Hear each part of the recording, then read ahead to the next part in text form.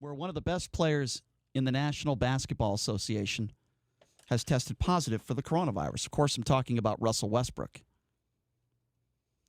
Exactly 1 month before announcing he tested positive, Westbrook was hanging poolside at Encore Beach Club at Wynn Las Vegas.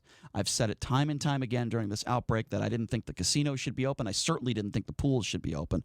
According to some sources that saw him there, Russell Westbrook was with a group of friends, including former NFL running back Reggie Bush, some fashion jeweler that I've never heard of before called Greg Una. I don't know who that is.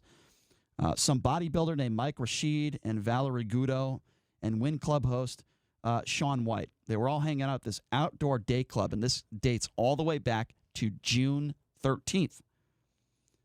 Westbrook, as you know, is a superstar guard who plays for the Houston Rockets. He said he's currently feeling well. He's in quarantine and looking forward to rejoining the teammates. By the way, Russell Westbrook has been training with James Harden. How do we not know if James Harden has it or not? So now this hits home. We have a story of a superstar. I think it's very fair to call Russell Westbrook a superstar and an all-star because he is one in the NBA.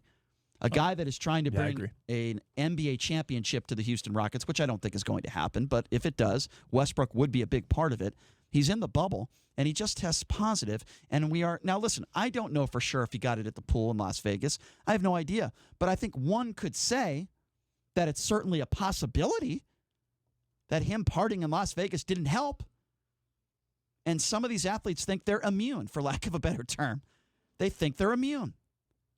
And then there are some that take it seriously. But clearly, in my personal opinion, Russell Westbrook should not have been in Vegas. He should have been taking this thing a little bit more seriously. When you're hanging out in a pool, not practicing social distancing, and you know you have a possible NBA season coming up, I don't think it was the right choice for him to do that. Well, he didn't know at that point that there was an NBA season. I don't think that decision had been made at that particular moment.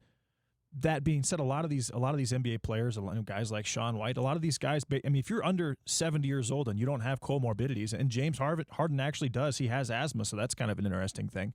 But you don't really have a chance of being adversely affected by this virus. And I think that a lot, when you say invincible, a lot of NBA players, I mean, probably 99.99% of NBA players are technically not invincible, but they're not going to get sick from this particular virus. And if they're not around people that are that have comorbidities, or they're not hanging out in nursing homes, they're hanging out with their grandparents, then I think that's their general thought process. Which is wrong. Why is that wrong?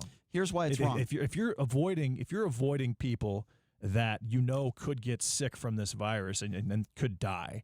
Here's why it's wrong. You're wrong? Making an assumption that younger people cannot get extremely sick and die. I'm saying yes, some can. I mean, some can. The numbers are 0.002. I mean, they're very, very low, Brian. They're extremely low. Okay, well, we just talked about a few cases yesterday. Mm-hmm, yeah. One guy, a 30-year-old with no underlying conditions, which said that in the article, that died at the age of 30. We're talking about another guy who refused to wear a mask, 37 years old, no underlying health conditions.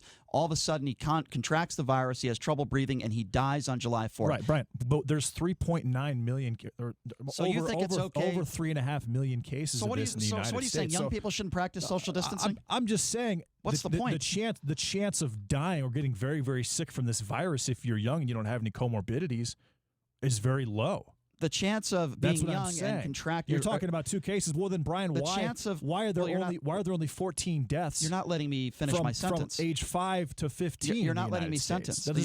You got to let me finish my sentence. There is something called asymptomatic, and when you are young, I get that. Well, hold on. When you are young, there is absolutely no guarantee that you won't give it to somebody that could die easily from the virus. I want the least amount of people contracting this virus. Why?